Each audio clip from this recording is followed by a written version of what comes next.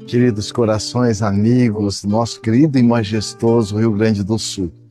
É uma alegria muito grande estarmos viajando por essas estradas de cidade em cidade para trazermos essa mensagem de amor e ternura, que é a mensagem de Jesus. Mas é muito bom esse reencontro com esses corações amigos tão acolhedores com o Rio Grande do Sul. Então, estamos falando sobre a presença amorosa de Jesus em nossas vidas, reencarnação, encontro e reencontro.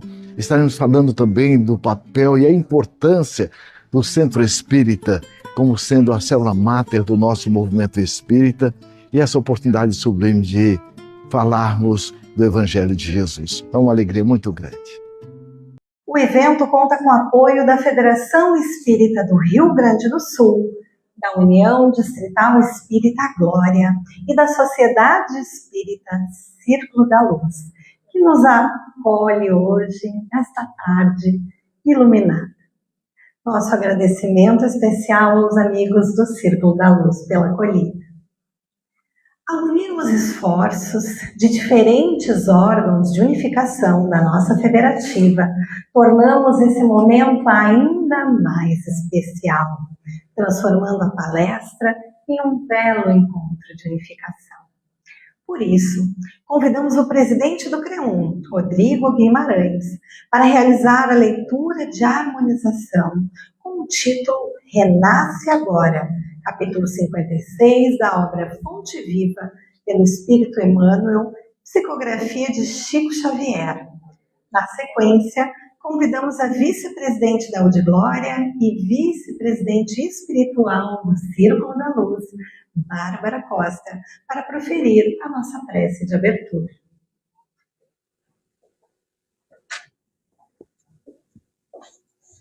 Boa tarde, amigos.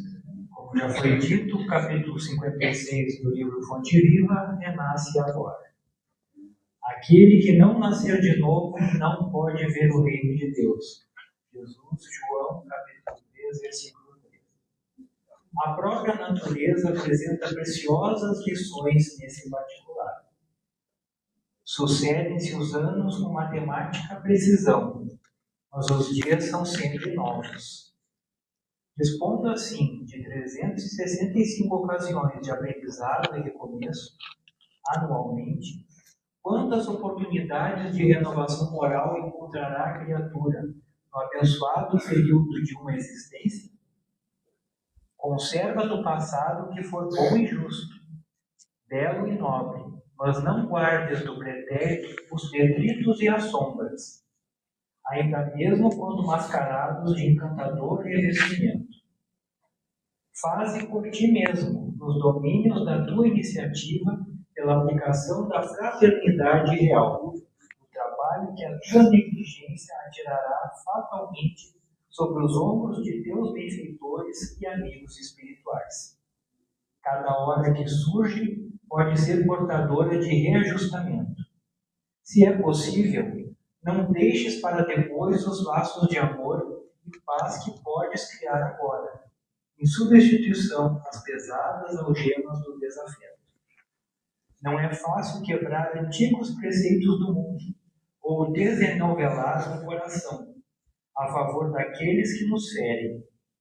Entretanto, o melhor antídoto contra os tóxicos da aversão é a nossa boa vontade, a benefício daqueles que nos odeiam ou que ainda não nos compreendem. Enquanto nos demoramos na fortaleza defensiva, o adversário cogita de enriquecer as munições, mas se descemos a praça, desassombrados e serenos, mostrando novas disposições de luta, a ideia de acordo substitui, dentro de nós, em torno de nossos passos, a escura fermentação da guerra. Alguém te magoa? Reinicia o esforço da boa compreensão. Alguém te não entende? Persevera em demonstrar os intentos mais nobres.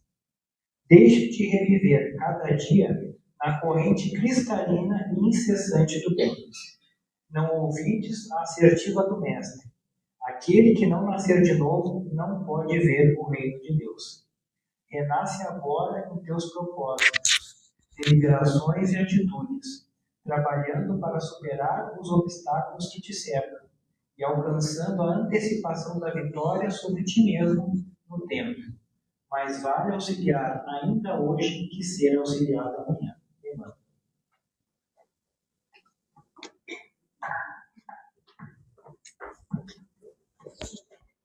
Boa tarde a todos.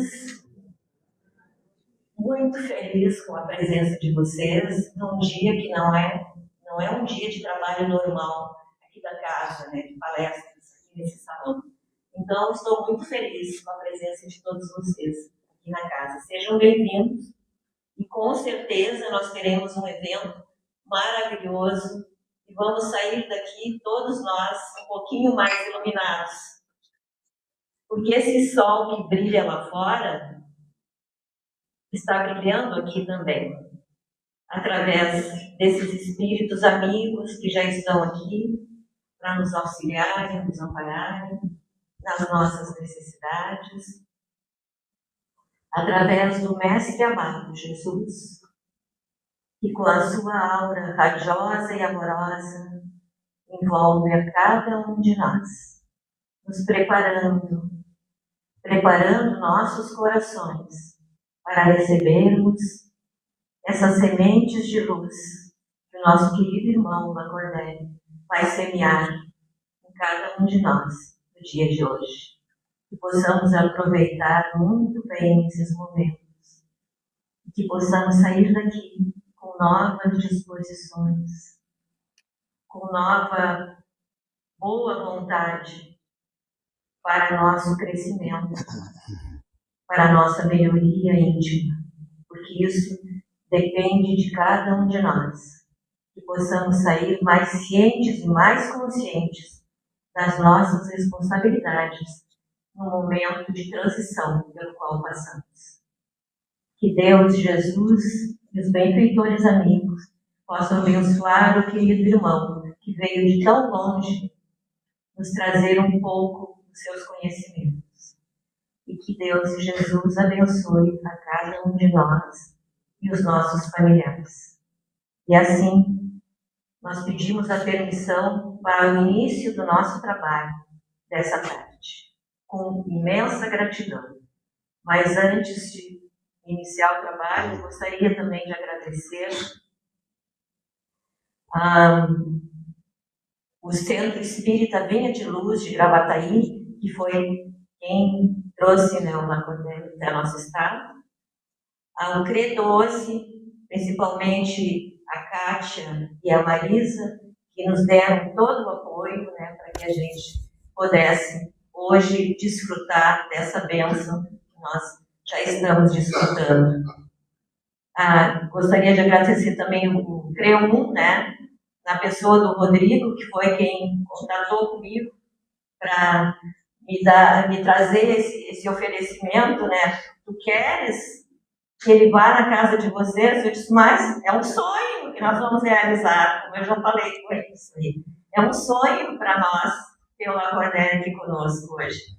Então, agradecimento ao Rodrigo, ao CRE1, à FERPS e às pessoas da UD também que estão nos apoiando nesse evento. Que tenhamos um excelente evento. E possamos, como eu já disse, sairmos daqui um pouquinho mais iluminados.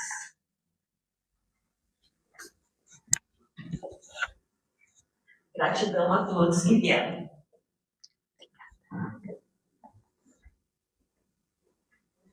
Nossa gratidão à Bárbara, ao Rodrigo, por terem dado início à nossa atividade. E vamos convidar agora Antônio Nascimento, presidente da FERGS, para também fazer a sua saudação de boas-vindas. Queridos amigos, amigas, todos possamos ter uma excelente tarde. Para nós é uma alegria nós vermos esse momento do movimento espírita, usa a força da sua união, da unificação, para que a gente possa ter momentos como esse, especialmente com o nosso amigo Lacordaire, essa alma nobre, negra, que entendendo o propósito da vida, né? Carrega os seus fardos, né, nascendo sempre com a fé, com a esperança de que o fardo é leve com Jesus. E está aqui, né, um testemunho, né, sempre é um esforço, né, quando a gente recebe, deixa as atividades profissionais, ele psicólogo, né, convívio familiar, que sempre nos é tão caro, né, e faz esse esforço para sair, para estar aqui conosco no roteiro, né, que em breve é bem intenso. E agradecer principalmente a vocês, a presença de todos estarem aqui, né, os frequentadores dessa casa, que completa agora, no próximo mês, né, 79 anos, a gente vai estar aqui também, comemorando com vocês, né, lideranças, companheiros de outras casas, né, um momento de festa, de confraternização e aquecer os nossos corações. Que bom que vocês estão aqui, que bom que nós podemos fluir dessa ambiência espiritual e dos conhecimentos que é lá com o nosso Acordé, essa aula que a gente deseja para fazer para nós. Bom dia a todos.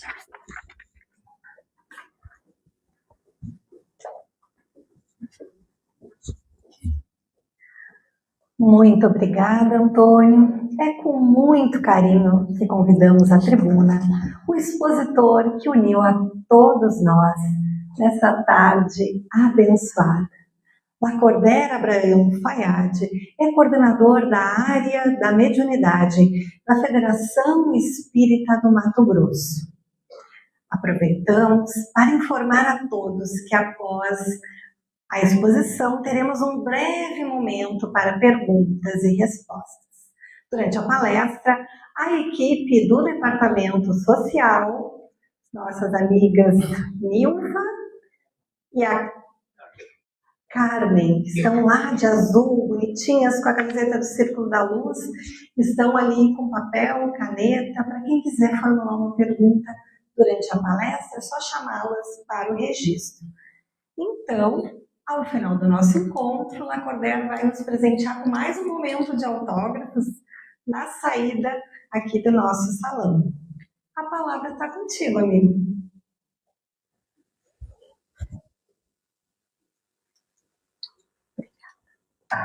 Gratidão.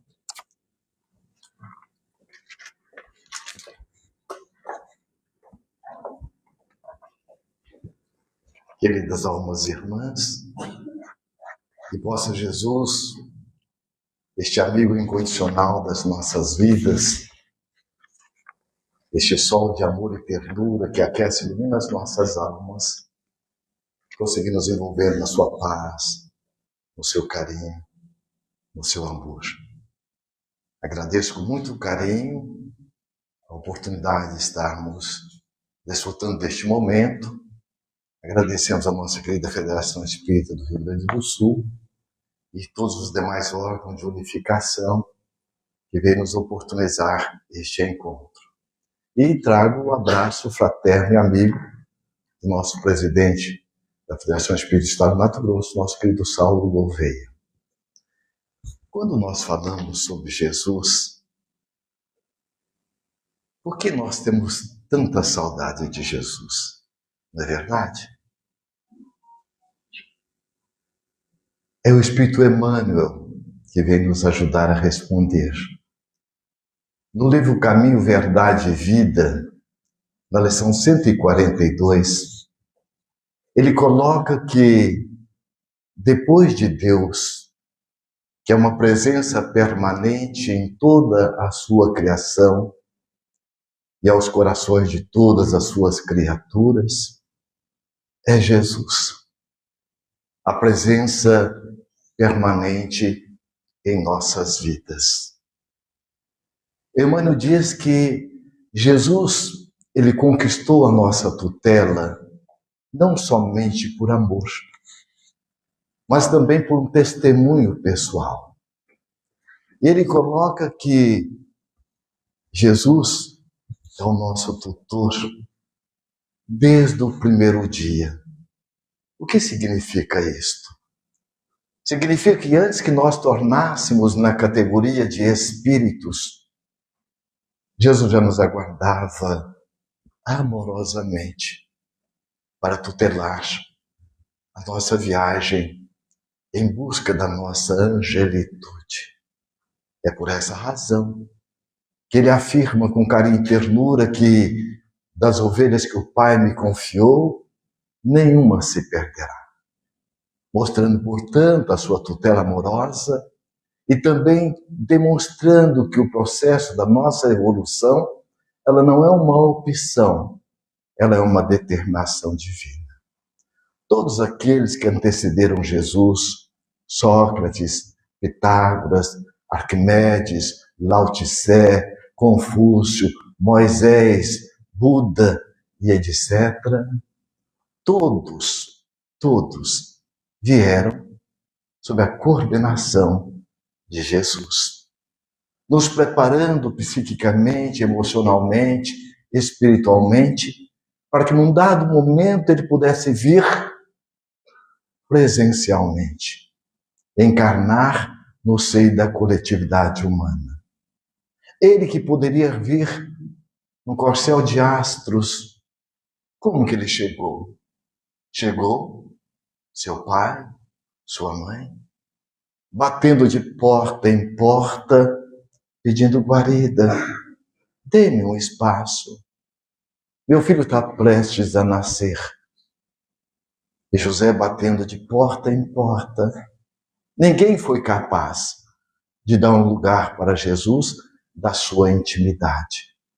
E até hoje, Jesus está de porta em porta, na intimidade das nossas almas, pedindo guarida. Mas quem deu o espaço, deu do espaço que não lhe faltava, que não iria lhe incomodar. Deu uma estrebaria, um curral, onde seu pai improvisa um coxo para o seu berço.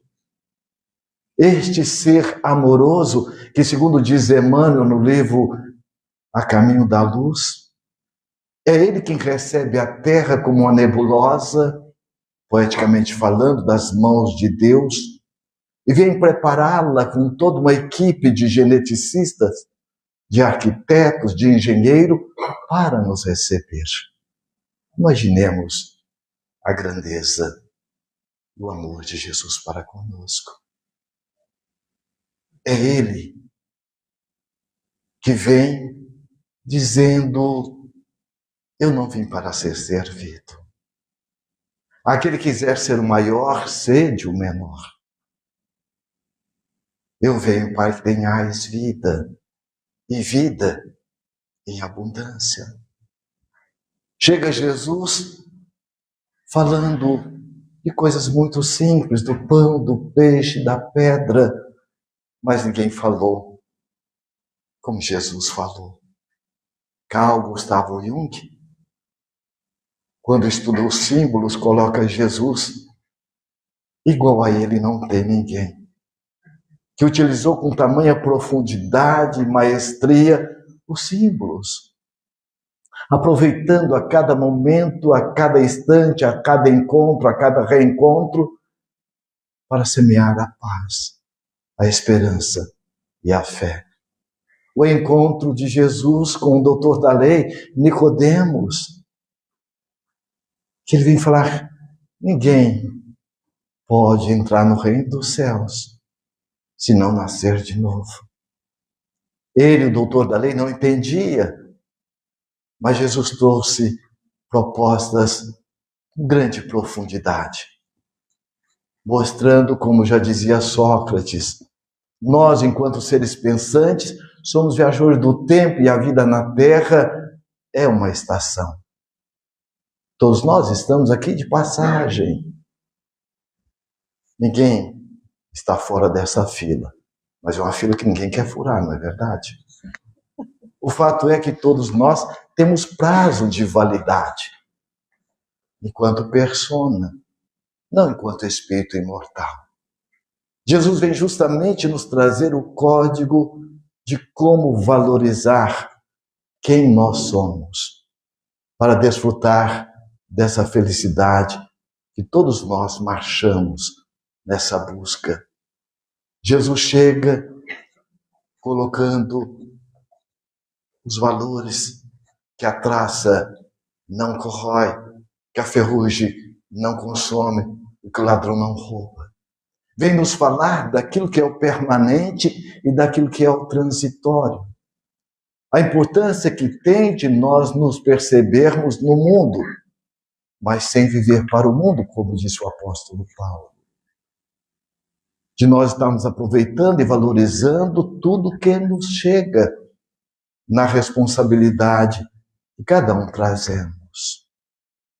Chega Jesus, portanto, nos falando que ele tem muito mais coisas, muito mais ensinamentos, muito mais verdades para nos trazer.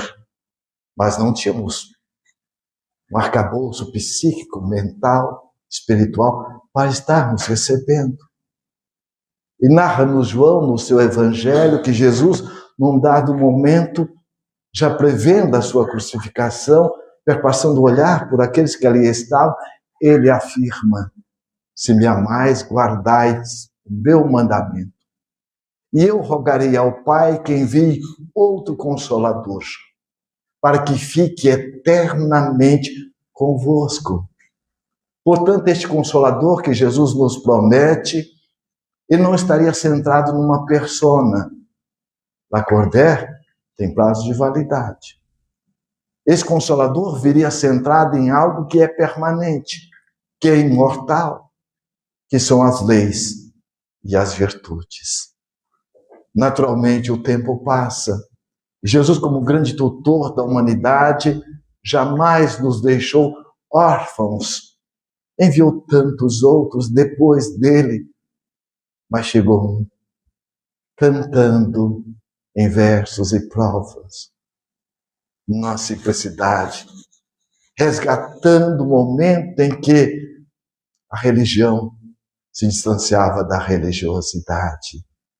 Chega o pobrezinho de Assis, falando de um Jesus, não o crucificado, mas o Jesus que está presente nas nossas almas, nas nossas vidas, nosso mais profundo do nosso psiquismo. Mas logo depois, outros vieram, mas veio um muito especial. Veio um que a sua responsabilidade de reviver o Evangelho de Jesus em espírito e verdade, ele já viveu em outras épocas. Ele reencarna depois de ter vivido na Rússia, como John Hus.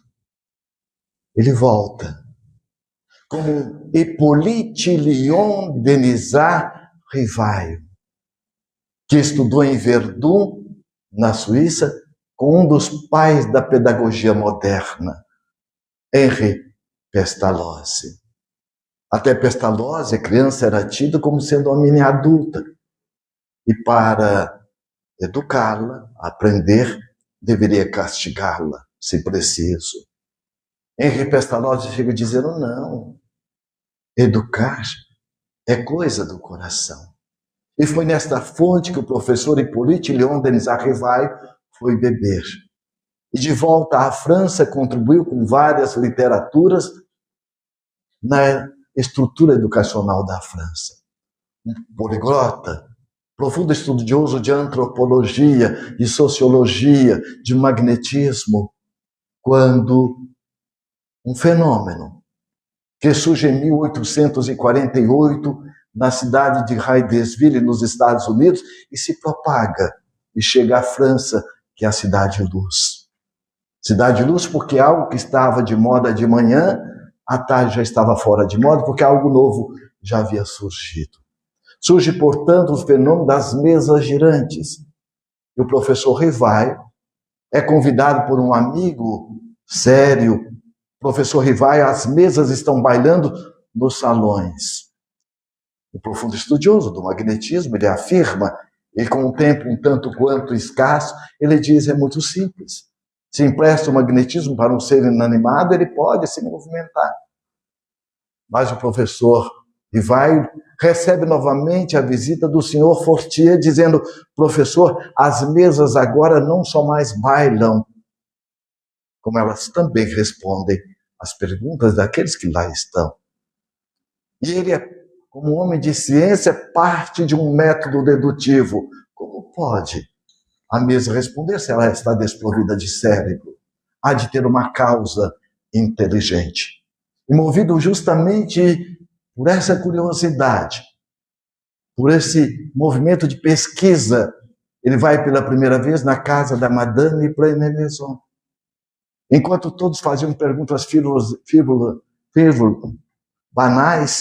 frívolas e banais, ele então pergunta: o que é que está por trás deste fenômeno? E a mesa então responde: somos nós, as almas dos homens que já vivemos na Terra. Pode nos chamar dos espíritos ou como lhes aprouver.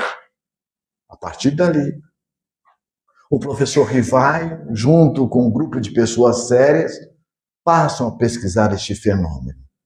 Depois de um período, ele percebe que está diante de um profundo tratado de filosofia comportamental, de ciência, partindo do método dedutivo, de religião, tomando como referência um homem incomparável, que ele é tão grande que a história da humanidade não o coube. Ele a dividiu antes dele e depois dele, como diz Ernesto Renan, é Jesus, o maior terapeuta do amor para a humanidade. E aí nós vamos perceber que o professor Rivai, autor de vários livros, conhecido amplamente, ele deixa de brilhar como o professor Rivai, sem se apagar na lucidez da sua maestria pedagógica, da sua inteligência, e traz para a humanidade, no dia 18 de abril de 1857, o atestado de óbito da morte, o Livro dos Espíritos. O advento da doutrina espírita, nós temos a certeza de onde nós viemos, o que estamos fazendo aqui, para onde nós vamos. Vem justamente testificar que nascimento não é o começo, como a morte também não é o fim. É com a doutrina espírita que nós temos a certeza de quem realmente nós somos. Ela chega para a humanidade à semelhança do microscópio ou do telescópio, que não veio criar um mundo novo, mas veio desvendá-lo, com uma proposta de reviver o Evangelho de Jesus em espírito e verdade. Uma das questões, a primeira questão do Livro dos Espíritos, vem desbancar o Deus antropomórfico, aquele Deus humano, o Deus que ira, o Deus que castiga, quando o codificador tem o cuidado de perguntar qual é o ser, aliás, o que é Deus, que é Deus. Não quem é Deus, quem fez esse tudo. Eu posso presumir que alguém o fez. Ele pergunta o que é Deus. E os benfeitores da humanidade então nos respondem: Deus é a inteligência suprema e a causa primária de todas as coisas. O que muito tempo depois Einstein vem dizer: o homem só pôde desvendar o cosmos, estudar sua intimidade, graças às leis pensantes, pulsantes que regem o universo. Mas na questão de número 4 do Livro dos Espíritos, Allan Kardec tem o cuidado de perguntar onde, portanto, podemos encontrar a prova da existência de Deus. E os Espíritos então nos respondem no axioma que aplicais à vossa ciência: não há efeito sem causa. Então a doutrina espírita, baseada nos postulados de Deus, da imortalidade da alma, da comunicação com os espíritos, da pluralidade dos mundos habitados e da reencarnação. A reencarnação, a própria palavra foi cunhada, criada por Allan Kardec, que ele teve o cuidado, enquanto pedagogo, criar palavras novas para expressar com exatidão o que a doutrina espírita vem desvendar para todos nós. Reencarnar é o reencontro de almas Como diz o Espírito Emmanuel no livro Fonte Viva, na maioria das vezes nós reencarnamos em grupos, no mesmo palco da vida, com papéis trocados. Vem nos trazer a justiça divina, a equanimidade do amor de Deus, nos trazendo essa certeza que nós aqui estamos, à semelhança de um grande hospital-escola, em que o currículo reencarnatório irá terminar para todos nós. À semelhança do aluno, aquele que soube cumprir o currículo escolar volta para casa com o sabor da alegria e da felicidade relativa. Aqueles de nós que malbaratamos a oportunidade também voltamos para casa, mas trazendo conosco, como colocou muito bem Jesus, a cada um conforme as suas obras. A doutrina espírita, portanto, ela vem nos dar essa certeza de que realmente nós somos os arquitetos do nosso próprio destino. E Allan Kardec, ao denominá-la, ele coloca que a doutrina espírita é uma ciência que estuda a natureza, a origem, o destino dos espíritos e as suas relações com o mundo corporal. Não é uma ciência como é a matemática, a física, a química. Ela tem como objeto de espírito o ser pensante do universo, o espírito. Esse viajor do tempo, como disse Sócrates. Portanto, enquanto ciência, é fundamental que nós busquemos estudá-la, para que possamos entender os seus postulados. Quando Siddhartha Gautama Buda, ele nos afirma que nós sofremos por ignorar os valores, as verdades que nós trazemos na intimidade das nossas almas enquanto ser espiritual. Que verdades são essas? Que todos nós somos espíritos imortais, filho de uma inteligência cósmica, filho de Deus. Somos aprendizes da vida. Estamos inesgotavelmente nessa proteção amorosa desse Criador. E somos herdeiros do universo, porque Deus não crê em ninguém coitadinho, nem incapaz. Nos diz Emmanuel que da parte de Deus não há improviso. Onde estamos, com quem estamos, obedece uma programação profundamente bem elaborada espiritualmente. Em o livro Dias Felizes, é da editora Espiritizar, uma mensagem que se intitula Contratos Espirituais. O benfeitor espiritual, que é Honório, Joana de Anjos o apresenta no livro Vozes Alerta como sendo um daqueles dos primórdios do cristianismo que estão voltando para nos trazer a revivência do Evangelho de Jesus em espírito e verdade. Então ele nos fala nessa mensagem que todos nós possuímos espíritos que já alcançaram essa altitude do amor, que é denominado como sendo amizades interexistenciais. E esses espíritos, como o amor tem a função de unir corações e não separar, eles estão sempre nos tutelando, nos convidando a sairmos da retaguarda da vida.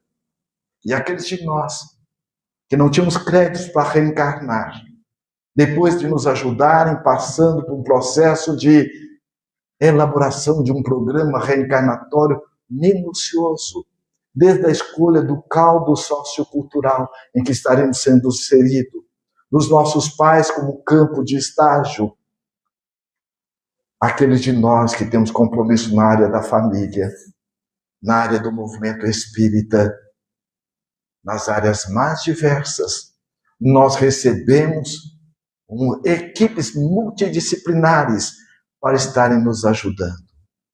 Somos levados no mundo espiritual, pela bênção do desdobramento do sono, a assistir palestras, a ter esses reencontros com essas almas queridas, nos ajudando a nos sintonizar com o nosso programa e o nosso propósito.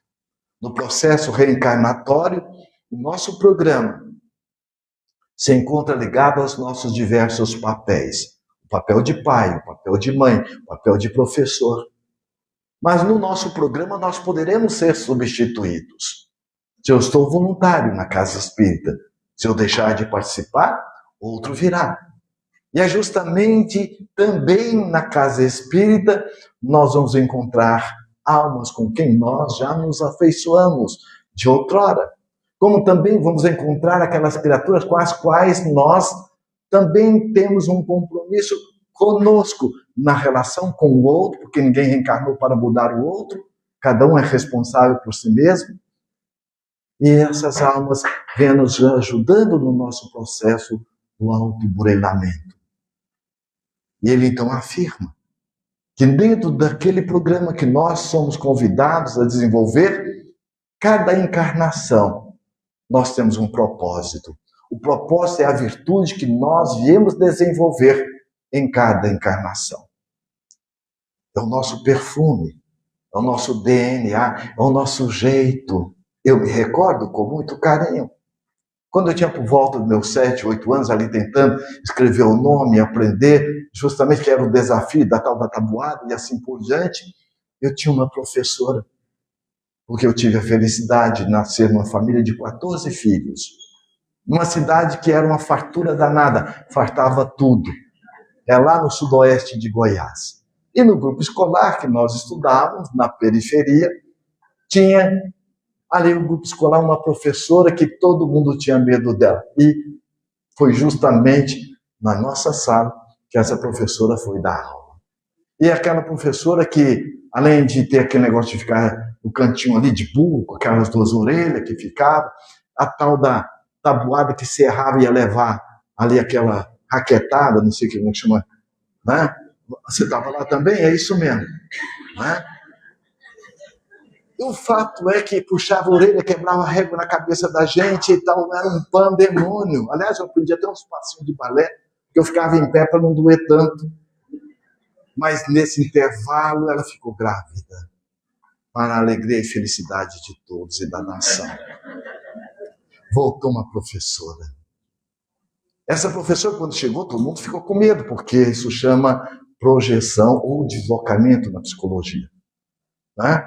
Aquela criança ali maltratada, ferida, machucada. Joana de Anjos fala isso no livro Amor, Imbatível Amor, pegando uma abordagem da psicologia transacional, que diz que todos nós temos uma criança interna, temos um adolescente interno e temos um adulto interno. Aquele adulto muitas vezes autoritário, aquele adulto que estava bem intencionado, mas, e nós muitas vezes, quantos de nós erramos, falamos assim, mas como que eu sou burro? Copiei lá atrás. E a gente não se dá conta que hoje nós ficamos, aquilo que nós aprendemos no efeito hipnótico, hoje nós estamos no efeito auto-hipnótico, nos maltratando. Eu fui visitar uma amiga, contadora, e quando eu cheguei, ela não viu que eu havia chegado e deixou cair os papéis, o grampeador, e quando ela chegou, estava sozinha. Eu disse, mas como eu sou burro, eu sou uma... E falou outras coisas mais, que eu não vou falar aqui. E quando ela levantou, eu falei, ela falou, você está aí? Eu estou, sua burra, sua desastrada. Ela falou, mas por que você está me maltratando assim? Não estou te maltratando, estou fazendo eco ao que você acabou de fazer. Olha o que ela disse, é verdade. Eu sou viciada em me maltratar quando eu erro. Joana de Anjos, no livro Momento de Saúde, ela diz assim, todos nós temos hábitos, ninguém vive sem hábitos. Temos hábitos saudáveis e hábitos não saudáveis. Um deles é se autorrecriminar, é se autocensurar, é se autocriticar. E quando eu fico em falta de mim, eu vou buscar no outro. Aí é que entra as compulsões da gula, da bebida, do sexo desvairado, da compra compulsiva, das redes sociais. Por quê? A gula está, como toda e qualquer viciação, ocupando o lugar de alguma coisa que eu não estou me dando. E essa professora, ela tinha a criança ferida, machucada. E aquela dor que eu tenho comigo, se eu não cuido, se eu não me dou atenção, ela vai doer no momento inadequado. Ou eu vou descontar em quem não tem nada a ver com isso. Ou ela vai revelar no corpo, na forma de doença. E essa professora tinha uma criança ferida, machucada, que ela não cuidava. e descontava nas outras crianças. Vocês já viram o pai ficar sem falar com o filho? Vocês já viram mãe ficar sem falar com filha? A criança machucada. O fato é que essa professora que chegou, ela era diferente. Ela não era uma professora, ela era uma educadora que sabia do seu programa e do seu propósito. Ela fazia e se fazia com aquilo que ela fazia. Ela fazia e ela tinha uma percepção que ela não estava diante de alunos, estava diante de almas. E ela estava sendo uma ponte da divindade a ajudar essas almas na sua evolução espiritual. Ao reencarnarmos, nós temos duas funções, como uma forma amorosa de devolver carinhosamente, amorosamente, o que a vida investe em nós, enquanto co-criador e colaboradores. Emmanuel, no livro Caminho, Verdade e Vida, ele coloca que quando a abelha pousa numa flor, leva o néctar para outra flor e vai polinizando a borboleta, a beija-flor, são co-criadores e colaboradores da divindade. Na reencarnação, nossos pais são os polinizadores de Deus conosco, que nos deu a oportunidade de frutificar nessa encarnação.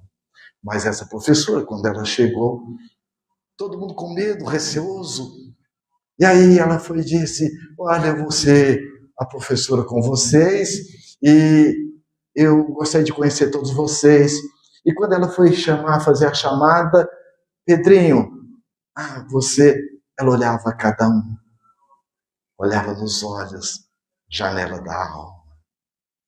O magnetismo dela, a energia dela. Estou falando aqui, eu estou vendo, estou sentindo o perfume dela, o cabelinho Chanel, aquela saia toda prensada, as unhas toda pintada. E ela então, quando ela disse Lacordaire, eu não sabia se era eu, se não era eu, porque meu nome escreve Lacordaire e pronuncia Lacordaire, lá em casa todo mundo me chama de Lacordaire, e aí eu fiquei naquela dúvida, e Lacordaire, sou eu. Olha, o seu nome é muito bonito. O seu nome escreve Lacordaire e pronuncia Lacordaire. Eu detestava meu nome porque tinha até hoje eu sei que é bullying, né? Que fazia do nome da gente. Eu tinha um irmão que era um poeta. Ele falava Dalequim, Dalecão, não vou falar o restante. O fato é que eu detestava meu nome. Mas a partir daquele momento ela falou, seu nome é muito bonito. Eu não sei se foi a transferência e carência também de mãe. Transferi para a professora e o mais importante, no terceiro dia, ela pedia para as crianças sentarem mais perto uma da outra, era de dupla, ela sentava ao lado e pegava na mão de cada um, às vezes para ajudar isso. Quando ela pegou na minha mão, não era uma professora, era uma santa. Eu mais prestei atenção na mão dela do que ela estava falando. Olha, seu nome escreve assim. 3 dias depois, ela me traz o meu nome numa orelha de uma tampa de sapato. Vai treinar. E eu treinei meu nome em papel de pão. Isso é propósito. É aquelas pessoas que passam na vida da gente e nos levam a nos sentir gente. É o que Jesus fazia. Os meus discípulos serão conhecidos por muitos se amarem. Então, dentro do programa e do propósito, todos nós somos convidados a desenvolver essa proposta de vida. Quando Allan Kardec, em A Gênese, ele coloca que a vida em sociedade é a pedra de toque do espírito. Então, além de nós termos um compromisso de ordem familiar, nós também temos um compromisso de ordem social. E a Casa Espírita é uma oportunidade abençoada para que nós possamos estar também aprimorando um pouco mais, para que possamos realizar nosso programa e o nosso propósito reencarnatório. Muitas vezes nós reencontramos na própria casa espírita aquelas pessoas, como diz uma amiga minha, olha, meu santo não cruza com aquele. E a gente vai perceber por quê. Encontros e reencontros. Eu me recordo do seu Praeiro, o ex-presidente da Federação Espírita do Estado do Mato Grosso, quando uma amiga chegou e disse para ele, olha, a fulana fez isso, e foi falando. Eu até gostava da fulana, de repente eu comecei até a ficar com raiva da outra, diante da propaganda que a outra estava fazendo, depreciando a outra. E aí ela falou, e depois ela disse, agora o senhor decide, ou eu ou ela. Ele foi dizer, minha filha, eu sei que, olha, vocês estão se reencontrando, e está difícil, não está? E muito. Ele foi e perguntou para ela naquele momento, quem foi que lhe convidou aqui para a casa espírita? Foi o senhor. Disse, não fui eu não. Primeira coisa, de quem é a casa espírita? Quem coordena a casa espírita? O senhor? Não. Quem coordena todas as casas espíritas? Quem trouxe a doutrina espírita? Sob a ordem de quem? Bom, aí é Jesus. Então quem te convidou não fui eu só fui ponte. Foi Jesus quem te convidou. E quem convidou a fulano? O senhor também? Também não. Foi Jesus. Falei, mas eu não tinha pensado. Então pensa. E agora? Agora você vai decidir com Jesus. Porque é você e ela, a casa espírita precisa das duas. O fato é que as duas tornaram-se tão amigas, porque depois que tirou aquela névoa do passado, que as duas estavam ali se reajustando, tornaram-se tão amigas que uma desencarnou, 6 meses depois a outra desencarnou. Cuidado com as amizades, né? E aí nós vamos encontrar a bênção da reencarnação. Às vezes na família. Meu filho tinha por volta de uns 7, 8 anos, chegou para mim e disse, pai, o senhor é um carrasco nazista. Além de ser carrasco, ainda é nazista. Mas meu filho, por quê? Porque o senhor com essa coisa que quem tem casa, quem dorme em casa, o senhor não deixa nem a gente, nem na festa de pijama, ficar na casa dos outros. E se fica ali, tem que estar ligando, tem que estar buscando a gente. Eu disse, muito bem. E por acaso você está falando que eu sou um nazista, você deve estar tendo alguma referência de pai. Sim, o pai mesmo é o pai do Julinho. Falei, por que o pai do Julinho é pai e eu não sou pai? Porque o pai do Julinho faz tudo por ele. O pai do Julinho deixa ele fazer o que ele quiser, dá tudo para ele. E naquele dia, na tarde daquela noite, havia passado um senhor empurrando um carrinho de picolé. O senhor já de uma certa idade.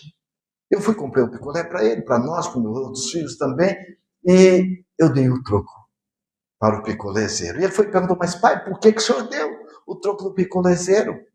Você viu como ele estava trajado, a roupa dele? Você viu a chinela dele que estava furada? Um senhor daquela idade, ele está empurrando o carrinho. Por quê?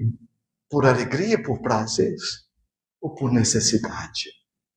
Quem é que está na dependência deste homem? Trabalhando de sol a sol. E por que o senhor deu dinheiro então? Porque eu também já passei por isso.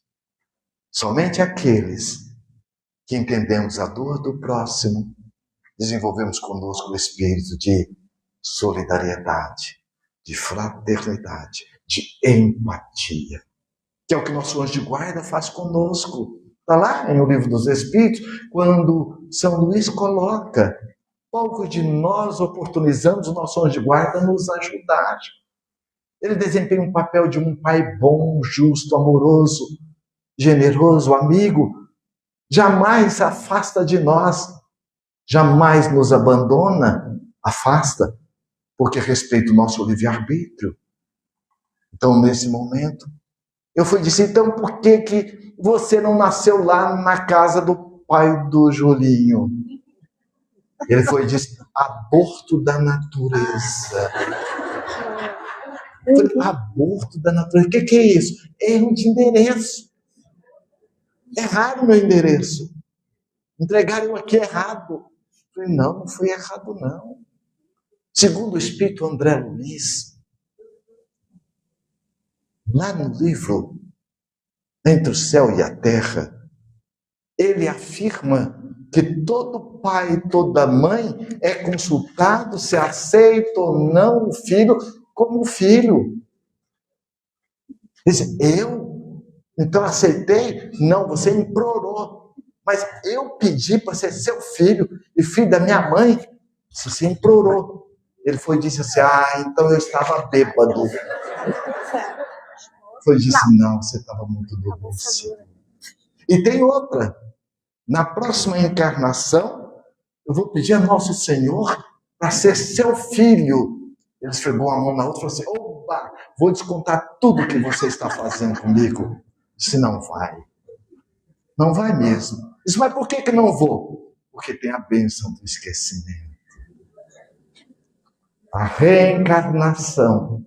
Neste encontro e reencontro, Deus nos dá a bênção do esquecimento. E ele perguntou, mas como assim? Aí eu resgatei o picolezeiro. Você já imaginou se aquele picolezeiro estivesse empurrando o carrinho? Eu olhando aquele prédio foi meu. Eu fui aqui o prefeito da cidade, eu fui o governador. Como que ele estaria? Ele estaria com tranquilidade. Você já imaginou uma mãe amamentar um filho, sabendo que ali é aquele espírito que a levou a um prostíbulo, que destruiu a sua vida momentaneamente social? Ele foi e disse, então deixa eu pensar melhor. Eu agora vou mais na evangelização. E a gente vê a importância que tem de nós estarmos oportunizando a casa espírita, o centro espírita, os nossos filhos à evangelização, para que quando chega o período da adolescência, já tenha a base para que ele possa refletir e fazer de forma diferente.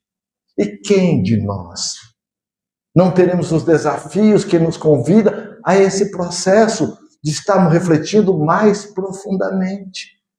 Eu e a minha esposa paramos ao supermercado, era uma compra rápida, ela desceu e eu fiquei por ali no carro, quando eu vi quando o lixeiro juntava os sacos de lixo e foi para debaixo de um luzeiro, de um poste, e tirou de dentro de uma bolsa, um embornal, uma bolsa de tecido, um livro grosso que eu olhei, era um livro de fisiologia, de medicina.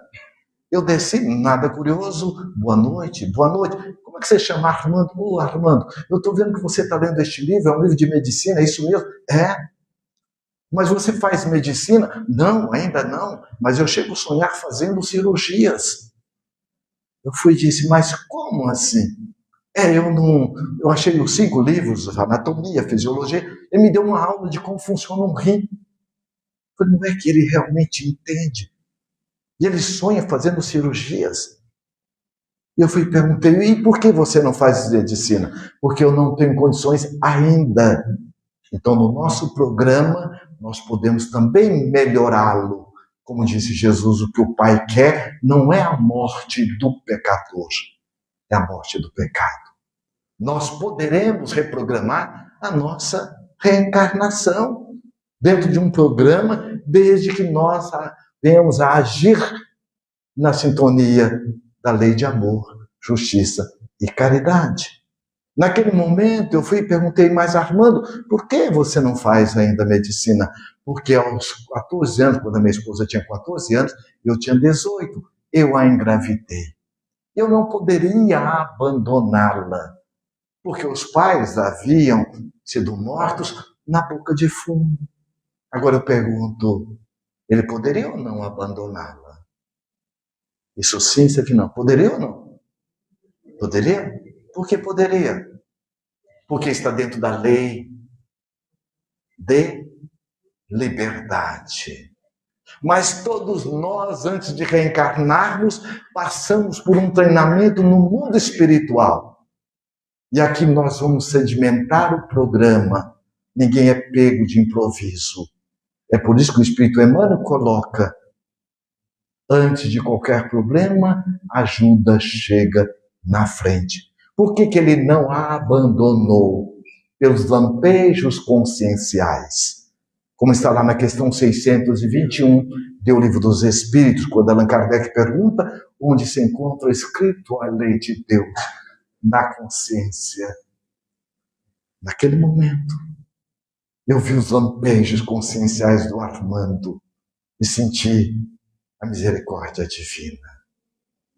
E ele foi e disse: e quando nasceram meus filhos, eram gêmeos, um totalmente entrevado, dependente de tudo. O outro é cego e surdo e tem um comprometimento motor. Aí eu pergunto: injustiça? Não. É a reencarnação mostrando a justiça divina. Porque a cada um conforme as suas obras. Hoje, quando a psicopatologia vai estudar uma síndrome de Down, ou a trissomia do cromossomo 21, ou uma hidrocefalia, ou qualquer outras anomalias, não consegue entender como pode aquele espermatozoide, aquele óvulo comprometido, vencer a corrida dos sãos e fazer a fecundação. E a doutrina espírita chega explicando que antes da fecundação do espermatozoide com o óvulo, ali está a presença do agente pensante com seu psiquismo, atraindo o espermatozoide, o óvulo correspondente ao corpo, que será formado desde a célula-ovo, o tubo neural, e assim sucessivamente, além da colaboração dos geneticistas da espiritualidade. Então estava ali o Armando, aquele espírito de outrora, de volta ao mesmo palco da vida, com os mesmos artistas de antes, mas com papéis trocados. Por quê? Eu pergunto, médico tem compromisso com qual área? Qual, gente? Da saúde. E o lixeiro? Da saúde? Quem é o Armando? Se não o ex-médico, que volta agora, pela misericórdia divina, encontros e reencontros, para poder criar uma têmpera moral. Porque a justiça divina, não é justo que nós sejamos expulsos para sempre desse colégio, desse hospital-escola, do nosso aprendizado. Existem médicos fazendo abortos, existem médicos fazendo cirurgias desnecessárias, é claro, com raras exceções. Quem é o Armando? Se não o ex-médico que volta hoje com um programa na mesma área de comprometimento, mas com oportunidades circunstanciais de forma diferente, com possibilidade de reescrever a sua história. E quem é a esposa? Quem são os filhos? E aí nós vamos entender quando Jesus pergunta: quem é minha mãe? E quem são meus irmãos? São todos aqueles que fazem a vontade do Pai. Todos nós fazemos parte dessa irmandade, humanidade. Eu me recordo quando havíamos terminado um seminário, Jesus, modelo e guia da família. Quando logo depois, logo no domingo, acercou-se de nós um senhor e disse: olha, eu quero agradecer muito essa oportunidade. Sexta-feira foi aniversário da minha esposa. Na quinta-feira eu a perguntei: bem, o que você quer de presente? Olha, vai ter uma palestra na sexta-feira e um seminário. Eu gostaria que você participasse. Eu não sou espírita, mas agora eu posso dizer que sou. Porque algo dentro de mim abriu de tal forma que eu já tenho uma certeza de que realmente eu quero me tornar a partir de agora. Vou mergulhar na leitura da doutrina espírita para que eu possa entender melhor tudo aquilo que nós ouvimos. E ele foi e disse: olha, eu sou um único filho. Minha esposa é quem cuida muitas vezes da minha mãe, que ela está com sinais de Parkinson e de Alzheimer. E muitas vezes a minha esposa dá banho na minha mãe e diz, bem, passa pelo menos o pente no cabelo da sua mãe. Ah, não, eu não tenho jeito para isso. Eu sentia e sinto, às vezes, alguns momentos, de muita raiva da minha mãe. Agora eu sei que a raiva não é da minha mãe. A raiva é minha, porque ninguém tem sentimento que é do outro. E que essa raiva vem do conflito entre o real e o ideal. A mãe que eu tenho dentro e a mãe que eu projeto. Quando ela não correspondia à mãe que eu idealizava, eu entrei num conflito comigo da raiva. E ele foi e disse, eu quero pensar sobre isso. O fato que, passaram mais ou menos uns 3 meses, eu voltei àquela casa. E logo que eu entrei, o companheiro, olha, eu quero falar com você, eu tenho algo muito importante, eu estou numa vida nova. E foi logo na hora da palestra, depois da palestra, quando eu voltei, ele foi e disse, olha, ganhei uma nova esposa, sem largar dela. Ganhei uma nova mãe, sem largar dela. E minha mãe ganhou um novo filho, sem largar de mim. E ele contou que aquela questão de que minha mãe poderia ser um reencontro veio na minha mente em determinadas situações de sonhos que eu percebia que eu levei a minha mãe às dores mais profundas. A levei a um prostíbulo. Ela era minha amante, muito pobre, e eu a sujeitava em virtude da condição dela. Isso veio muito claro para mim, eu tinha uns lampejos, e agora eu sentia que parecia que minha mãe não gostava de mim. Eu entendo por quê. Agora eu sei, e eu quero mudar isso. Sair daqui dizendo isso para mim. O fato que eu pedi minha esposa, onde eu posso encontrar com mais profundidade o que diz a doutrina espírita. Além de ter comprado o livro Jesus, Modelo e Guia da Família. E ele, como foi, ela lhe ofertou o livro dos Espíritos. Disse, numa semana, o livro de ponta a ponta, às vezes varando a madrugada. E o que é interessante, no segundo domingo, a minha mãe foi e disse, meu filho, você pode me levar à missa das 18 horas? Claro, mãe, claro. E eu a levei, como eu sempre fazia. Eu a coloquei lá na ponta, no canto, e sentava na outra ponta. Dessa vez eu comecei a ver diferente. Aquela mulher cheia de etiqueta, aquela mulher que eu achava que não me amava, eu comecei a ver ela encapando os meus cadernos, a roupa cheirosa na beira da cama. Quando eu chegava, filha, eu fiz o bolo de laranja que você gosta. Eu comecei a ver o quanto a minha mãe me amava. Eu não percebia. Porque eu fiquei preso a mágoa, ressentimento lá de trás. Eu comecei a ver a lancheira bem arrumada, com aquele guardanapo bordado, ponto cruz. Eu vi o quanto a minha mãe me amava. Mas agora aquela mulher que tinha que tomar café na caneca, com um pano do lado para limpar a boca, com dificuldade até de tomar banho. E aquilo foi me dando uma vontade de abraçá-la, uma gratidão imensa. Eu fui chegando como quem não quer nada, fui chegando, quando eu encostei, falei, não vou nem olhar, porque se ela me der uma bronca, não é comigo. E eu aprendi, medo, insegurança, rejeição, abandono, incapacidade, vergonha, não é do adulto, é da nossa criança interna, de Joana de Ângeles, no livro Plenitude. Naquele momento, ele diz que quando meu corpo encostou na minha mãe, eu senti uma energia me envolvendo de tal forma, eu nunca havia sentido a emoção que eu senti. Ali ele teve uma experiência perinatal.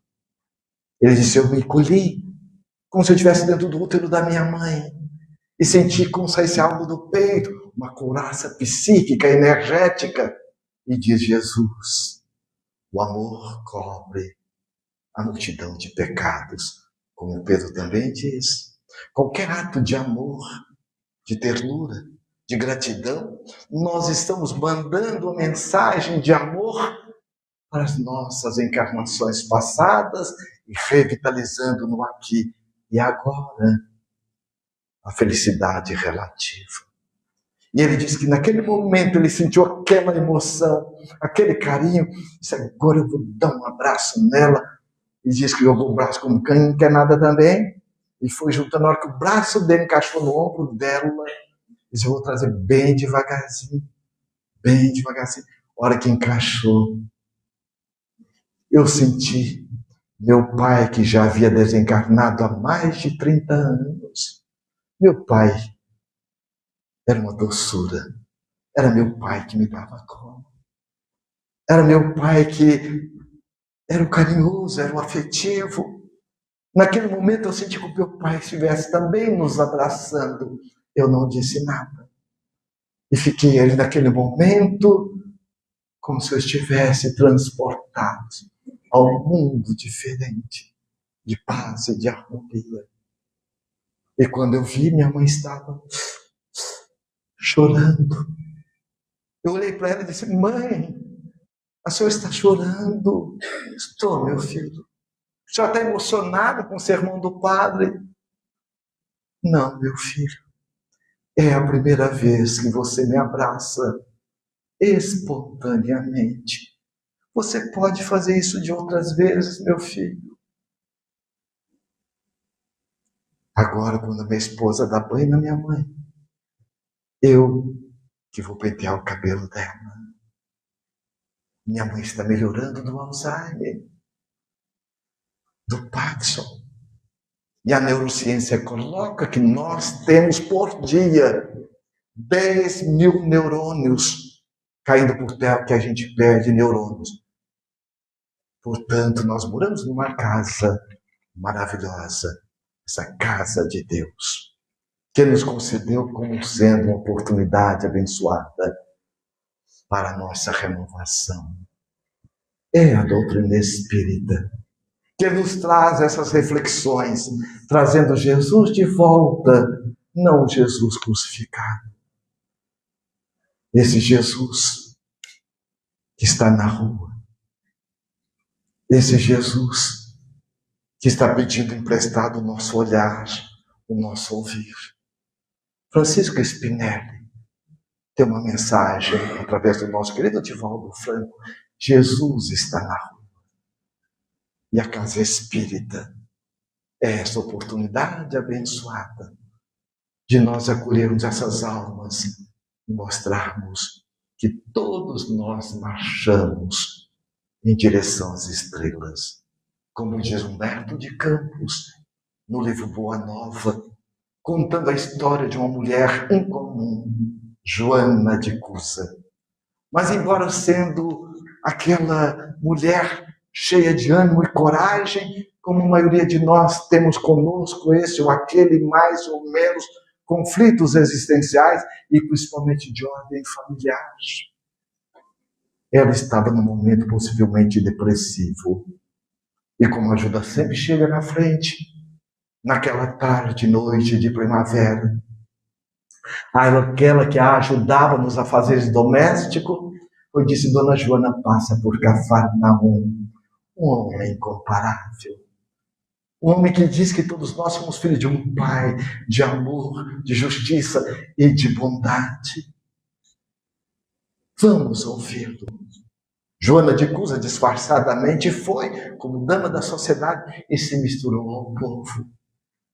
Quando ela ouviu e viu Jesus, quando ele coloca, vinde a mim todos vós, que achais sobrecarregados e oprimidos, e eu vos aliviarei. E aprendei comigo, que sou manso e humilde de coração. Aquelas palavras eram gotas de orvalho no deserto da dor de Joana de Cusa. Como diz Victor Frankl, quando nós temos um porquê, nós aguentamos qualquer como e vamos em busca. E ela foi em busca de Jesus. Naquela noite, ela ficou sabendo que Jesus estaria na casa de Pedro. E ela bate a porta. Quando ela bate, ela ouve aquela voz terna, canora, generosa, amiga, macia, acolhedora. Entre, Joana, entre, Joana. E quando ela olha, é Jesus. É Jesus. E ele toca-lhe as mãos suavemente, como faz com todos nós, aconchegando ao peito, olhando nos olhos, que a janela da alma diz com ternura e carinho: oh, Joana, minha filha, eu sou o bom pastor. E o bom pastor conhece todas as suas ovelhas, nominalmente. O seu nome, o meu nome, o nome dos nossos entes queridos que foram para além do arco-íris sem ir, porque a morte não é o fim. Estamos todos no amparo de Jesus e com o seu nome gravado na sua alma. Porque das ovelhas que o Pai me confiou, nenhuma se perderá. Reencarnação, encontros e reencontros. Que Jesus nos guarde sempre no seu amor e na sua paz.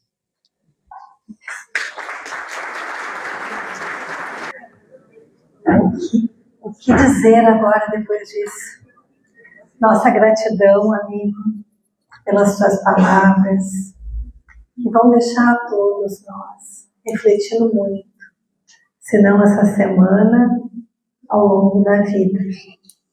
A reencarnação é sempre um convite ao melhoramento íntimo, ao trabalho incessante de lapidação do espírito. Possamos guardar essas palavras nos nossos corações, mas não somente as palavras, todas as vibrações positivas, as alegrias, as bênçãos e os convites que recebemos na tarde de hoje. Vamos convidar então para compor a mesa agora, para nossas perguntas, o Paulo Pacheco, diretor do Departamento de Comunicação aqui do Círculo da Luz. Eu sou a Vanessa, estou na coordenação da área de Comunicação Social Espírita do CREM e também a direção da mesma área aqui da UDI Glória. E juntos vamos então apresentar ao Lacordaire as perguntas e os questionamentos aí trazidos pelo público. Boa tarde a todos. Nós vamos abrir então essa sessão aqui de perguntas e respostas. Nós vamos dar um tempo, caso quem queira ainda fazer alguma pergunta, a Nilva e a Carmen estão aqui à disposição. Tá? Nós vamos anotar todas e já vamos dar início então com algumas perguntas. Fiquem à vontade, tá? É importante que realmente cada uma aí aproveite o momento de expor aí as suas dúvidas, questões, ou até para um familiar ou amigo que esteja junto aí, né? Encarnado ou desencarnado.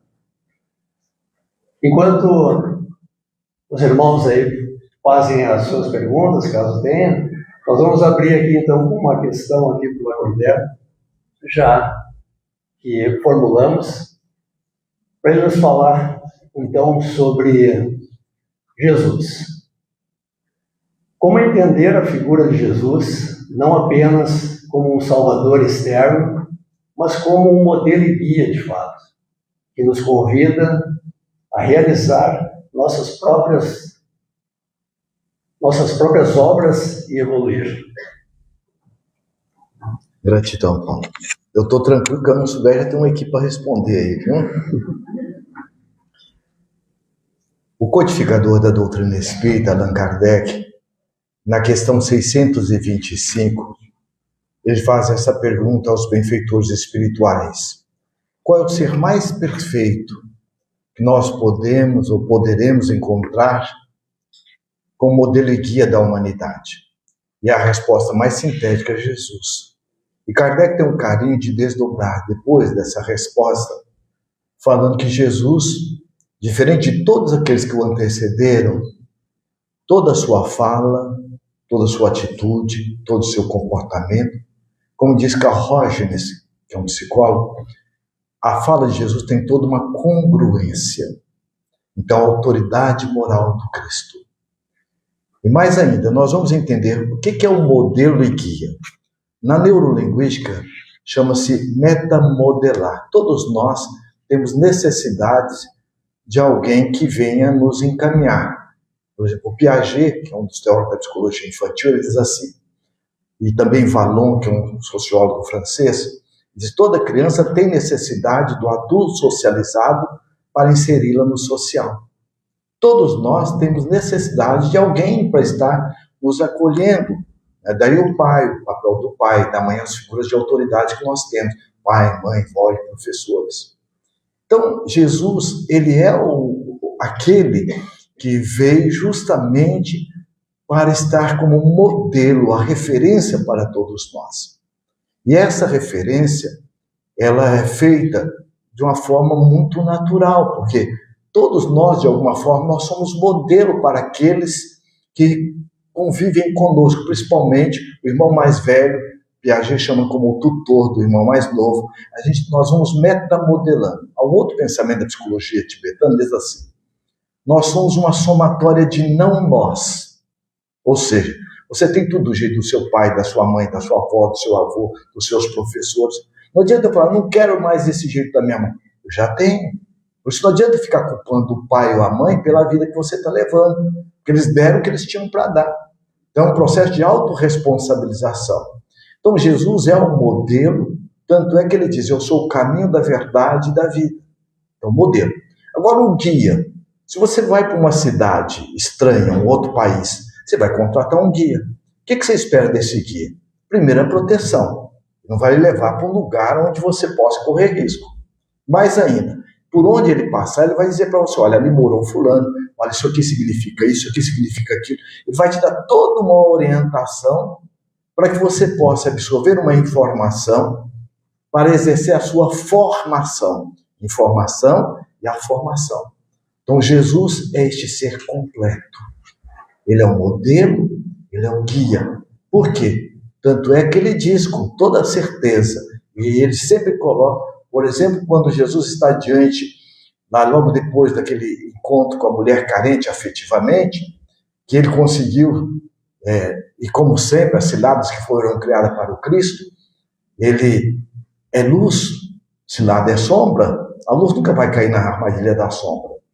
Então, logo depois, ele é questionado pelos doutores da lei: tu és maior do que Abraão? E ele afirma: antes que Abraão fosse, eu sou. Então, em nenhum momento Jesus teve dubiedade de dizer quem ele é e ao que ele veio para estar conosco. Muito obrigada, amigo. Vamos continuar então na temática da educação. Nos parece que toda a doutrina espírita é voltada para a autoeducação. E pensemos um pouco nas atividades de evangelização dos nossos centros espíritas. Estamos aqui entre trabalhadores do movimento espírita, trabalhadores dos centros espíritas e aqueles que ainda não são, tenho certeza que já perceberam que estão sendo convidados a ser. Pensando em tudo que tu falou sobre a importância de ser esse modelo e esse exemplo para as crianças, nós temos ali dentro das nossas atividades de evangelização dos centros espíritas todo um programa de estudo a cumprir. Mas, como Jesus nos convida a olhar mais profundamente para o outro, gostaríamos que tu falasse um pouquinho de como nós, enquanto evangelizadores, podemos despertar esse olhar para o ser imortal que a vida coloca diante de nós, para esse espírito que também traz as suas feridas, e como podemos aproveitar esse momento da atividade de evangelização para auxiliá-los nesse processo de vida. Gratidão. Isso é uma pergunta de fundamental importância, porque às vezes nós ouvimos muito nas casas espíritas que os jovens não querem participar da casa espírita. Na verdade, não são todas as casas espíritas. Porque a casa espírita é a semelhança da família. A família é termômetro do comportamento daqueles que ali convivem. A casa espírita é termômetro do comportamento dos seus dirigentes. Quando nós nos fechamos em nós mesmos, dentro de determinadas propostas não acolhedoras, nós cerceamos essa oportunidade, muitas vezes, do jovem. E a evangelização infanto-juvenil é um dos pilares mais importantes. Todos são importantes, mas é o mais importante porque nós estamos trabalhando o futuro dirigente da casa espírita. Nós estamos trabalhando a base, e isso é fundamental. Então, e principalmente a casa espírita, e hoje nós estamos vivendo um momento muito salutar das nossas federativas, hoje, juntamente com o Conselho Federativo Nacional, onde todas as federativas se reúnem uma vez por ano, até mais, porque socializa inclusive as próprias experiências, está havendo uma grande dinamização das atividades do centro espírita. E a evangelização é fundamental. Principalmente porque nós estamos competindo com a era da eletrônica, a era da inteligência artificial. Então, como nós estamos nos adequando, porque nós temos a melhor proposta, nós temos o melhor conteúdo, que é o da doutrina espírita. O que às vezes nos falta enquanto dirigentes e educadores é às vezes nos debruçarmos, nos desdobrarmos um pouco mais em buscar entender a especificidade do público que nos acompanha, do público que frequenta a casa espírita. Por quê? Nós aprendemos em comunicação que comunicar não é o que você fala, é o que o outro entende. Então é muito importante você ir, como Jesus sempre fazia. Por que Jesus falava do peixe, do pão e da pedra, e outras coisas, do denário, das coisas tão simples, convivendo desde os doutores da lei aos mais simples? Porque falava, por isso que Emmanuel diz, são palavras de vida eterna. Então a casa espírita, o centro espírita, ele é um laboratório moral.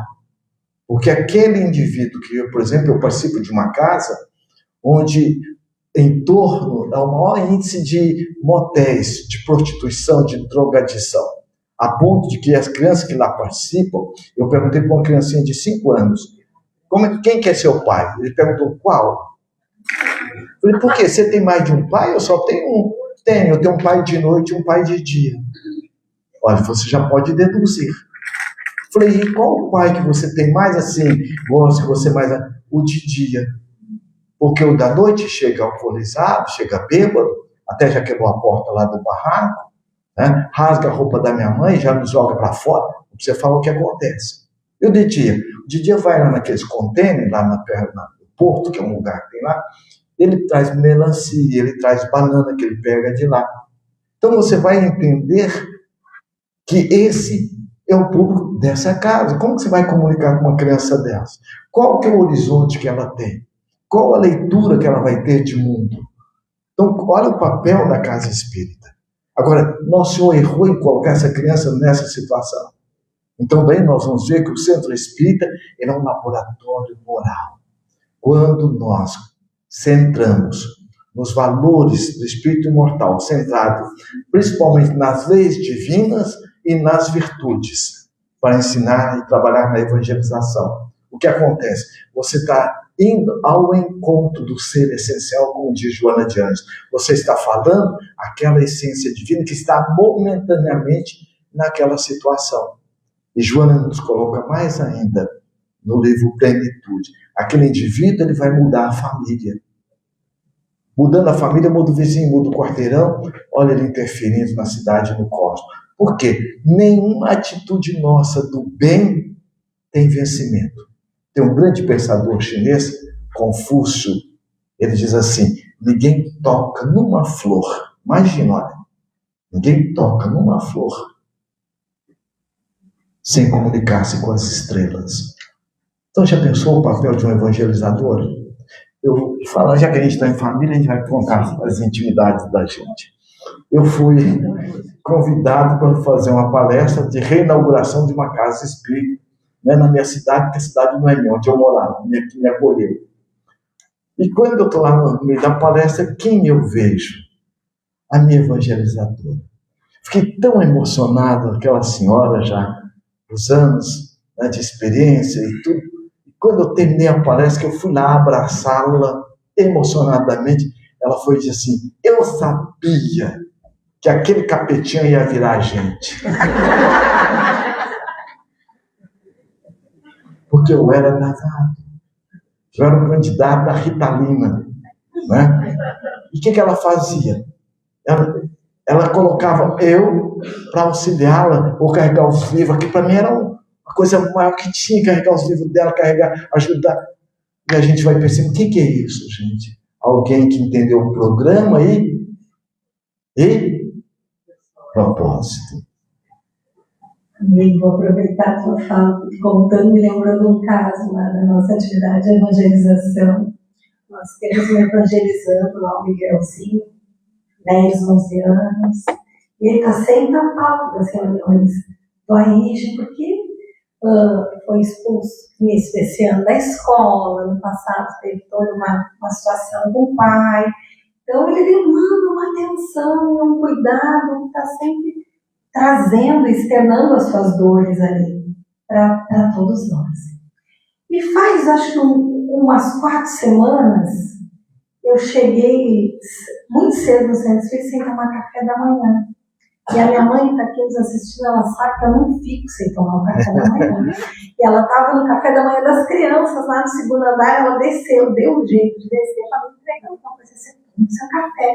E depois eu estou na recepção. Aí eu me escondi no cantinho ali atrás do balcão da recepção e comecei a tomar o café. Daqui a pouco passa uma família inteira entrando e o Miguelzinho na porta diz assim: sejam muito bem-vindos, temos um café delicioso na manhã de hoje, você pode subindo, que a equipe já estava esperando com muito carinho. Eu olhei para o Miguelzinho, e aí eu mastigando assim: Miguelzinho, você me faz uma gentileza? Estou tomando café, não consigo ficar aqui recebendo as pessoas. Você faz assim: eu vou ficar aqui atrás do balcão, você continua aqui na porta recepcionando as pessoas para mim? E terminou aquela manhã, veio Miguelzinho, e aí como é que eu fui? Você se saiu muito bem. Consegue chegar mais cedo agora para me ajudar? E ele: que horas que eu chego? Aí ele disse assim: não, você pode chegar às 8h30, que é o horário que a gente começa a servir o café. Eu vou chegar 8h20. Tá bom?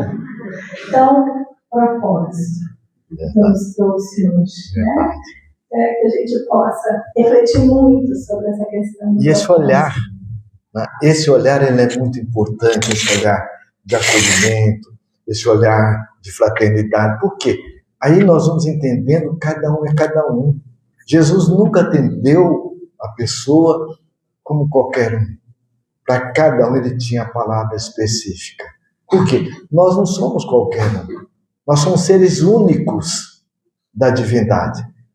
Porque o que seria do verde se todo mundo gostasse do azul? E o que seria do azul se todo mundo gostasse do amarelo? Então, não é a junção das cores que formam o arco-íris? Então, Deus é amante do arco-íris. Temos uma pergunta aqui já do Ivo, aqui do Círculo da Luz. Ele pergunta, Kardec acreditava que a doutrina espírita chegaria a todos. Ele estava sendo muito otimista? Não, pelo contrário. O progresso ele pode ser retardado e nunca impedido. Está lá no Livro dos Espíritos.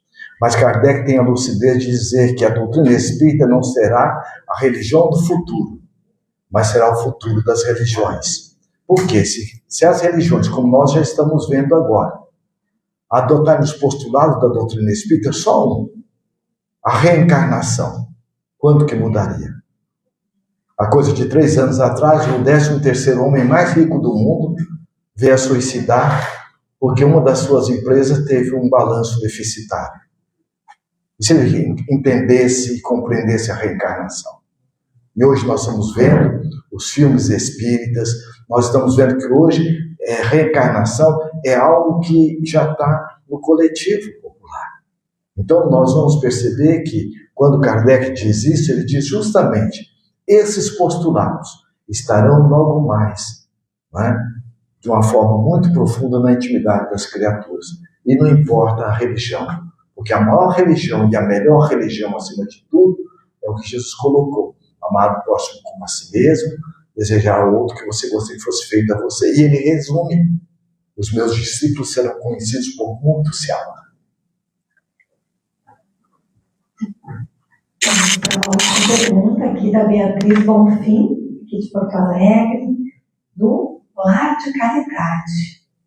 E ela segue na mesma linha da primeira pergunta. Ela gostaria de saber qual é o fim útil para que crianças em tenra idade comecem a apresentar lembranças de outras vidas. Tem uma razão de ser para cada programa de cada espírito. Daí hoje o nosso movimento espírita está tendo, de uma forma muito bem organizada e estruturada, a evangelização de bebês. Por quê? O corpo é jovem. Somos espíritos viajores do tempo. Então o espírito da criança não é um espírito novo. É um ser com uma bagagem de muita experiência que está voltando. E nós estamos vivendo um momento da madrugada, dia de mundo de provas e expiações para mundo de regeneração. Muitos espíritos não reencarnarão mais na Terra e muitos daqueles que se encontram na psicosfera psíquica da Terra estão sendo levados para mundos primitivos, assim como aconteceu com a Terra, conforme nos coloca o Espírito Emmanuel no livro A Caminho da Luz com os capelinos. Então essas crianças que estão vindo com muito mais sensibilidade. Quem são elas? São espíritos com uma responsabilidade de auxiliar nessa virada de página de mundo de expiação e prova para mundo de regeneração. Espíritos são tarefeiros, são trabalhadores. Para a última, né? Temos tempo para mais uma? Temos mais uma. Nosso amigo aqui do Segundo da Luz, Pedro Bandeira, ele pergunta da Cordel: a humanidade de hoje ainda está patinando para colocar em prática o amor ensinado por Jesus? A humanidade de hoje é a mesma humanidade de antes, que nós estamos voltando. Na reencarnação é isso, né? Então nós estamos vivendo um momento à semelhança de alguém que está reformando a casa. Os móveis da cozinha estão na sala, da sala estão lá na área, mas a gente sabe uma coisa: a reforma vai passar.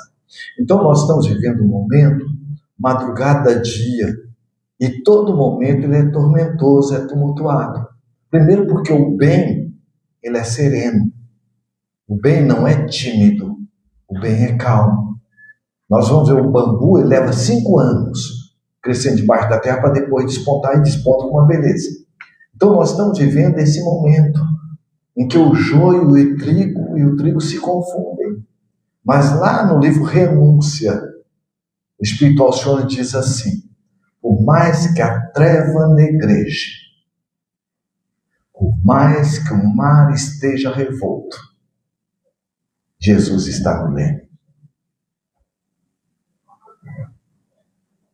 Vamos então encerrando essa sessão, as perguntas e respostas, agradecendo mais uma vez a Cordel.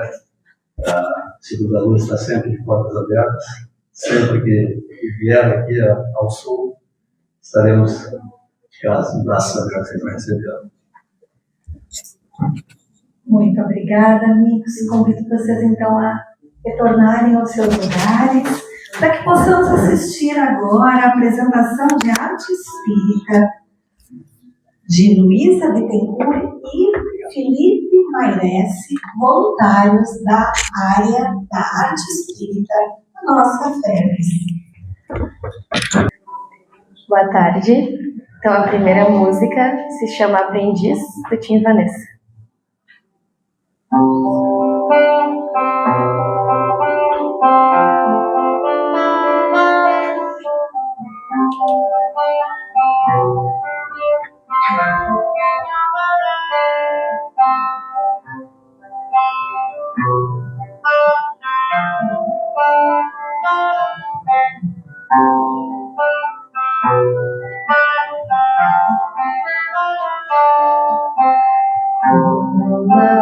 alguém que encontrasse a luz depois de andar e andar procurando o caminho, como alguém que enfim já pudesse ouvir respostas que trazem consolo e sentido ao destino. Eu encontrei tuas páginas e sequei minhas lágrimas, percebi que a dor da semente é o parto da vida.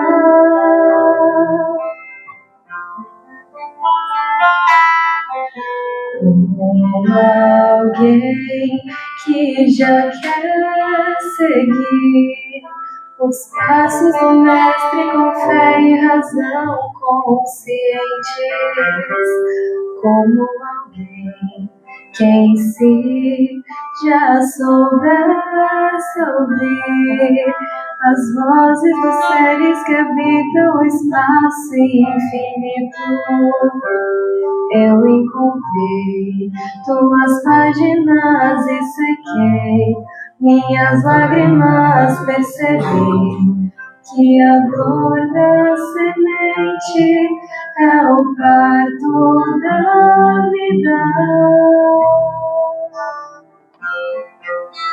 Minha dor me trouxe aqui pra entender a flor que brota em mim.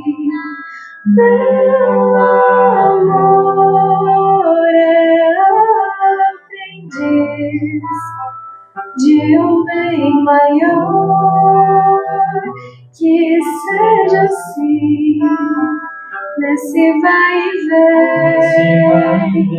Sei que voltarei pra cuidar da flor, pra acalmar a dor e ser feliz.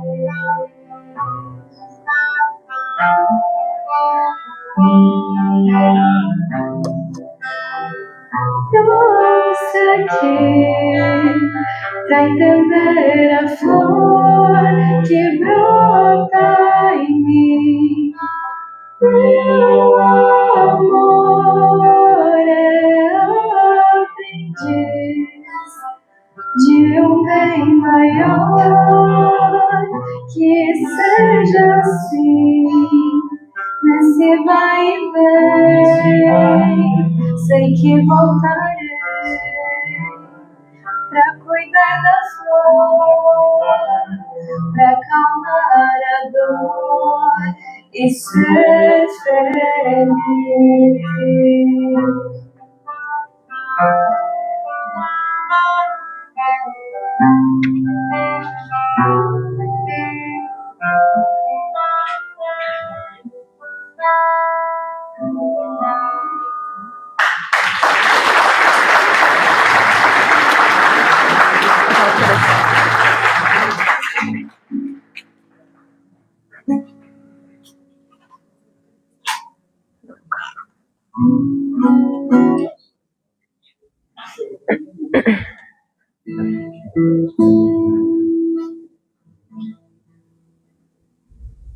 Escutar o coração.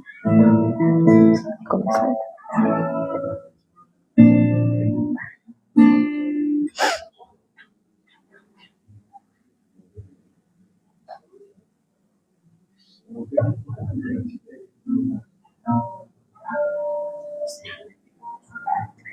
O nome dessa música agora é Recomeçar, do Grupo Dom.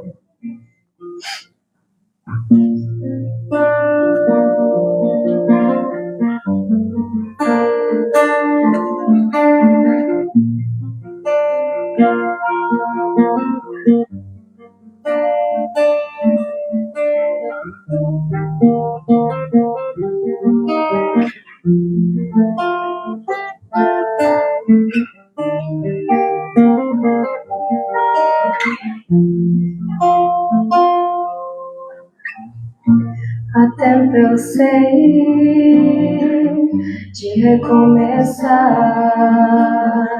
O tempo que parei, vou recuperar. Sem olhar para trás, vou me reconhecer. Ensinamentos vão fazer eu perceber que além do céu e das estrelas há uma vida, um reino de beleza, um reino de paz. Vou seguindo em frente, passos firmes dar, a dádiva do tempo vai me ensinar que sempre posso recomeçar.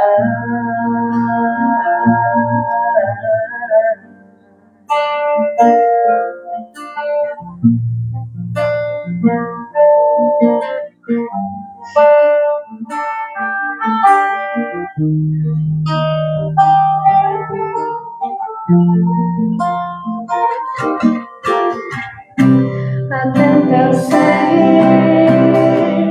de recomeçar. O tempo que parei, vou recuperar. Sem olhar para trás, vou me reconhecer. Ensinamentos vão fazer eu perceber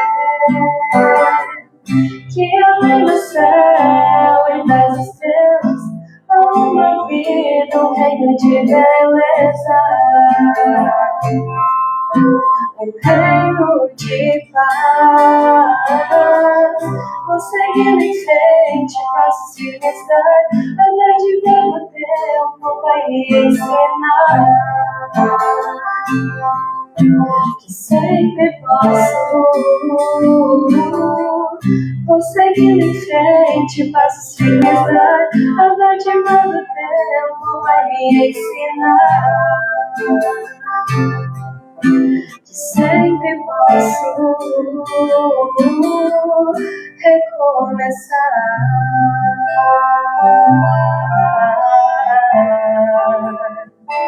Recomeçar.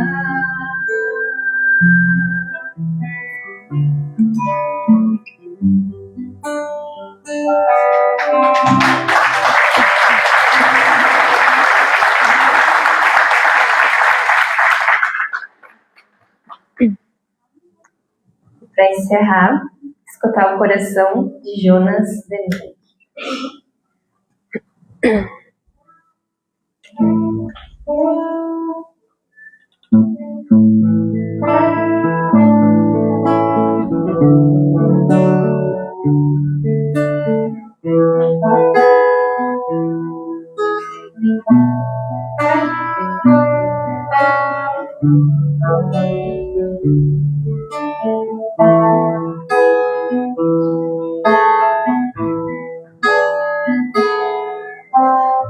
Que eu sou, o que há dentro de mim e para onde vou, como enfrentar a vida e apesar da dor, compreender o amor.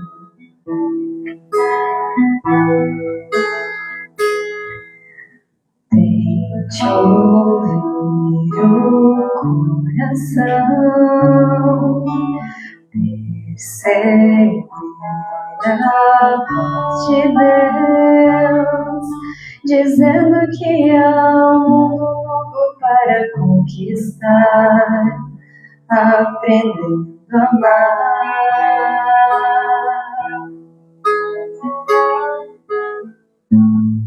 Alimente o perdão, lembre de sorrir. Vamos tentar descobrir a paz de quem tira a mágoa do coração.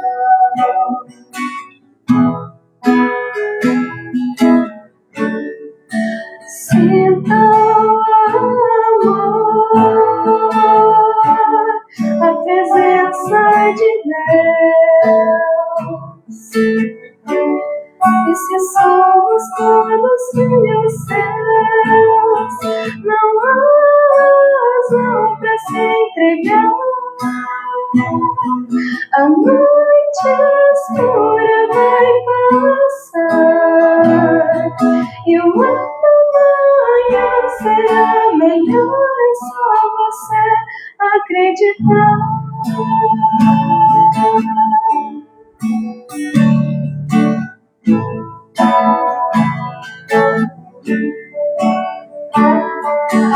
Que eu sou o que há dentro de mim e para onde vou. Como enfrentar a vida e apesar da dor, compreender o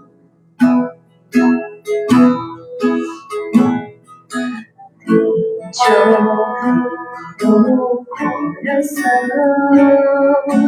perceber a voz de Deus, dizendo que há um mundo novo para conquistar, aprendendo a amar.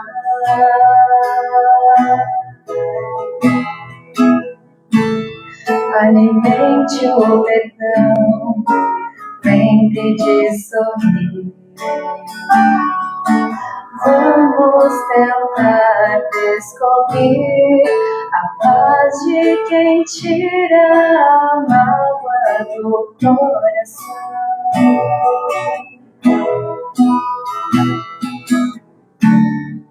Sinta o amor,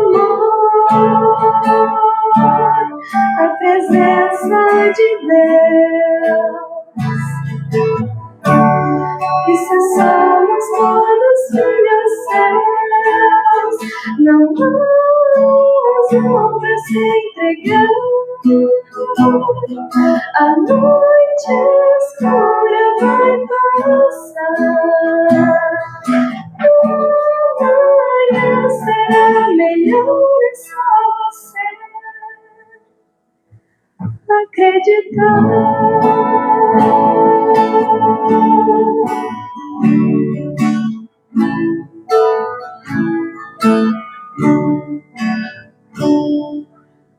Que eu sou.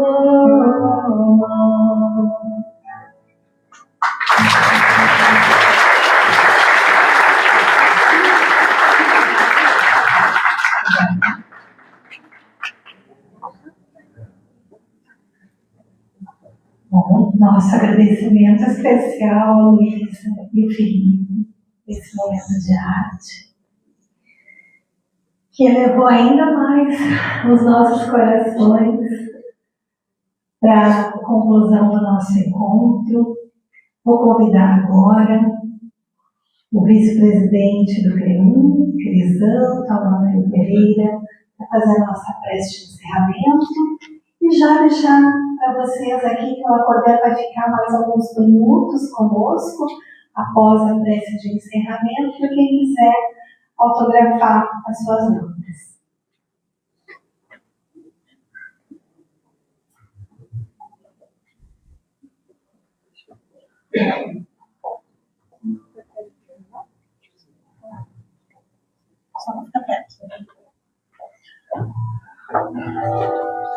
Então, meus irmãos, minhas irmãs, agradecemos por esses momentos generosos que passamos juntos a tarde de hoje, refletindo sobre os ensinamentos do Cristo, sobre a doutrina espírita.